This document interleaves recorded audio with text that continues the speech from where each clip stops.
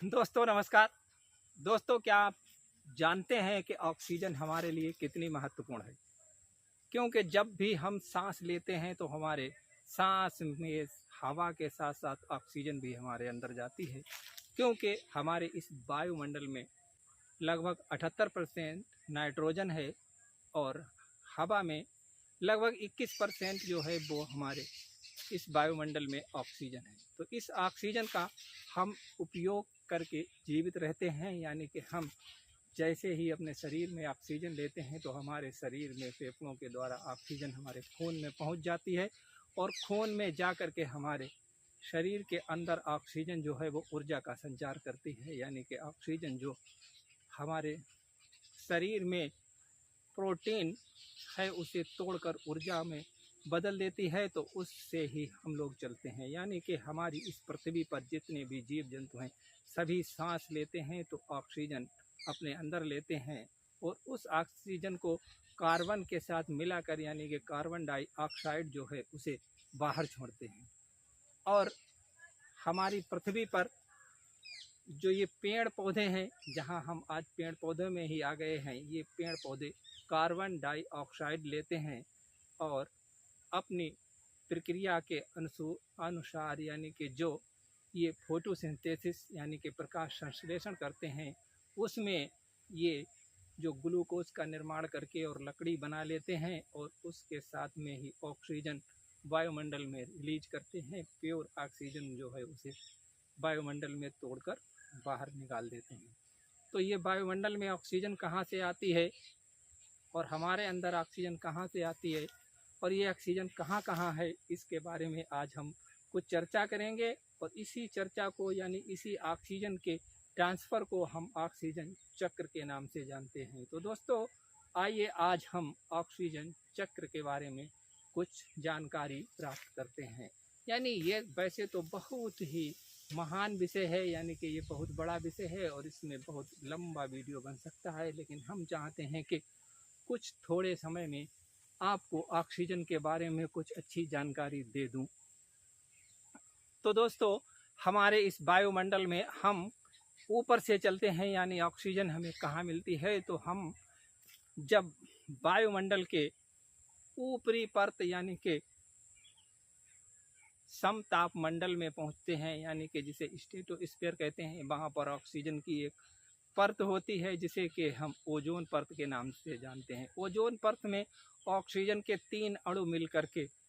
जो वायु बनती है उस गैस को ओजोन गैस के नाम से जानते हैं। यानी कि वो गैस जिसमें ऑक्सीजन के 3 अणु हों केवल, तो उसे O3 यानी कि ओजोन के नाम से जानते हैं। और ये ओजोन हमारी इस पृथ्वी पर जीवन के लिए बहुत ही महत्वपूर्ण है, यानी कि ऑक्सीजन जीवन के लिए बहुत ही महत्वपूर्ण है। इसकी शुरुआत जो है वायुमंडल के बाहरी हिस्से से ही हो जाती है और उसके नीचे हम आते हैं कि हमारी ऑक्सीजन हमें कहाँ मिलती है, यानी कि उस समताप मंडल के नीचे जो हमारा ये ट्रोपोस्फीयर यानी कि हमारा क्षोभ मंडल है, इस क्षोभ मंडल में ऑक्सीजन का प्रतिशत लगभग 21% है। यानी कि 21% यहाँ पर ऑक्सीजन है और 1% में अन्य सभी गैसें हैं और 78% नाइट्रोजन यहाँ पर भरी हुई है। यानी कि इसमें पूरी तरह नाइट्रोजन निष्क्रिय गैस है, बाकी ऑक्सीजन एक सक्रिय गैस है। तो यहाँ पर ऑक्सीजन है और दूसरी ऑक्सीजन दो जगह हमने बता दी कि ऑक्सीजन वायुमंडल में ऊपरी स्ट्रेटोस्फीयर में और ये ट्रोपोस्फीयर में, और तीसरी यानी कि जितने भी जीव जंतु हैं उन सभी में ऑक्सीजन मौजूद है और जितने भी पेड़ पौधे हैं उन सब में ऑक्सीजन मौजूद है। और पृथ्वी पर जो नॉन लिविंग थिंग्स यानी कि अजीब वस्तुएं हैं, जैसे कि हमारी कुछ धातुएं हैं, उन धातुओं में भी ऑक्सीजन अपनी क्रिया करती है। जैसे कि लोहे में जंग लगती है तो ऑक्सीजन की वजह से ही वहाँ पर जंग लग जाती है, यानी कि वहाँ पर भी ऑक्सीकरण होता है। तो इस तरह से ऑक्सीजन हमारी पृथ्वी पर जीवों में, अजीबों में और वायुमंडल में पाई जाती है। तो ये जीवों की जो ऑक्सीजन है जब ये अजीबों में पहुंच जाती है, यानी कि जब जीवों से निकलकर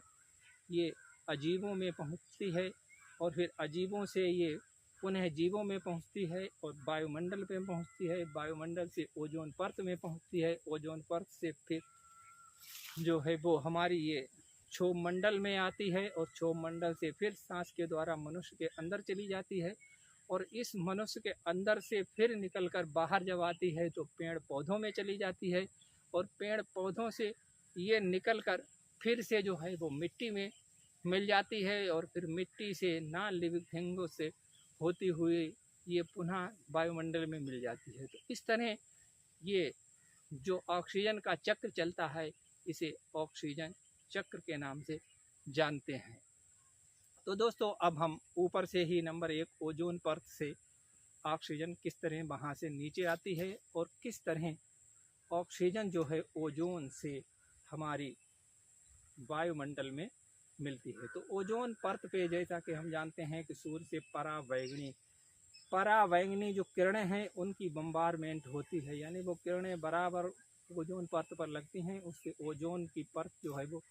टूटती है और O3 से O2 बनती है। O2 जब बनती है तो वो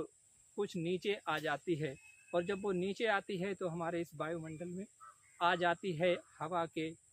जो सूर्य के अनुसार, यानी कि सूर्य जो दबाव डालता है तो वो टूट के नीचे आती है और नीचे आप जानते ही हैं कि यहाँ पर जो है वो हवाएं चलती हैं जो ट्रोपोपास तक जाती हैं, ट्रोपोपास से फिर नीचे आती हैं तो उन्हीं से लगकर ये नीचे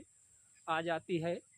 तो इस तरह से ये ओजोन परत से नीचे वाले वायुमंडल में यानी कि क्षोभ मंडल में आ जाती है और जब ये क्षोभ मंडल में आ जाती है तो धरती के जैसे ही ये करीब में जब ऑक्सीजन आती है तो ऑक्सीजन सांस के द्वारा मनुष्यों के द्वारा इसे अंदर लिया जाता है, कार्बन डाइऑक्साइड बना के बाहर निकालते हैं और जब ये मनुष्य और जीव जंतु इसे कार्बन डाइऑक्साइड बनाकर बाहर निकालते हैं तो पेड़ पौधे इसे कार्बन डाइऑक्साइड को लेकर फिर से ऑक्सीजन बनाकर जो है वायुमंडल में छोड़ते हैं। तो ये चक्र यहाँ पर चलता है और वायुमंडल से यही ऑक्सीजन नॉन लिविंग थिंग्स यानी कि जो कि लोहा जैसे जिसमें जंग लगती है उसमें चली जाती है और उसमें जाकर जब उस जंग को कहीं से तपाया जाता है या उसे अलग अलग किया जाता है तो उससे निकलकर फिर वायुमंडल में मिल जाती है। तो मनुष्य के अंदर कुछ ऑक्सीजन जो है वो स्टोर हो जाती है हमारे खून में, हमारी हड्डियों में, हमारे मांसपेशियों में। तो ये मांसपेशियों में और हड्डियों में जब जीवित मनुष्य के अंदर या जीवित जानवरों के अंदर ये इकट्ठी हो जाती है तो एक ना एक दिन वो भी आता है जब ये जीव जंतु जो है वो अपना जीवन चक्र पूर्ण करके और मृत्यु को प्राप्त होते हैं तो इनका शरीर जो है वो पृथ्वी पर या तो पड़ा रहता है या फिर पृथ्वी के अंदर दफन कर दिया जाता है। तो वहाँ पर इसमें डिकम्पोज हो जाता है, यानी कि इसमें जो है वो डिकम्पोज होता है और जब ये शरीर डिकम्पोज होता है, सड़ गल जाता है तो उससे जो भी ऑक्सीजन और जिस जिस गैस के अणु होते हैं वो सारी गैसें निकल जाती हैं और फिर वो पुनः मिट्टी में और वायुमंडल में मिल जाती हैं। तो इस तरह से मिट्टी में भी कुछ ऑक्सीजन होती है जिसे ये पेड़ पौधे जो है वो जड़ से ले लेते हैं, जड़ से लेकर अपने अंदर समाहित कर लेते हैं और उसे फिर वायुमंडल में ला देते हैं। तो इस तरह से मिट्टी या के दूसरी वस्तुओं से ऑक्सीजन निकल कर वायुमंडल में आना और वायुमंडल से फिर दूसरे ऑब्जेक्ट में चली जाना, इसे ही ऑक्सीजन का चक्र कहते हैं। तो ये दोस्तों ये ऑक्सीजन चक्र है। अगर आपको ये इस तरह से समझ में नहीं आता है तो आप हमें कमेंट करें और हम कोशिश करेंगे कि और अच्छे से समझाएं। और एक बात ये है कि हम जो है अपना एक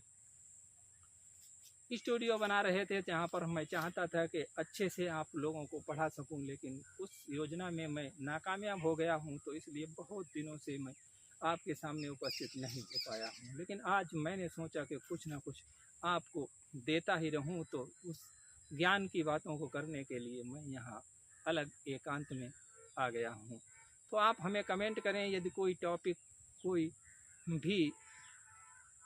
किसी भी क्षेत्र का टॉपिक हो और अगर आपकी समझ में नहीं आता है तो आप हमारे चैनल पे आकर और हमें कमेंट करें। हम कोशिश करेंगे किसी ना किसी तरह आपको उस टॉपिक को समझाने की और हम समझा देंगे, क्योंकि शिक्षा की ज्योति जलाना हमारा